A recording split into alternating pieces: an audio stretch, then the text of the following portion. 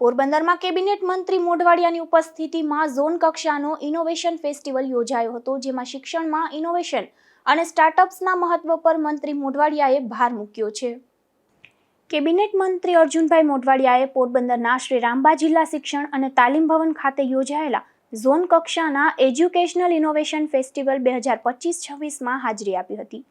આ પ્રસંગે કેબિનેટ મંત્રી અર્જુનભાઈ મોઢવાડિયાએ શિક્ષણમાં નવીનતા અને સ્ટાર્ટઅપ્સના મહત્વ પર ભાર મૂક્યો હતો. તેમણે જણાવ્યું હતું કે ઇનોવેશન એ મનુષ્યની પ્રકૃતિ છે, પરંતુ શિક્ષણ અને વ્યવસ્થામાં લાંબા સમય સુધી તેની ઉપેક્ષા થઈ છે.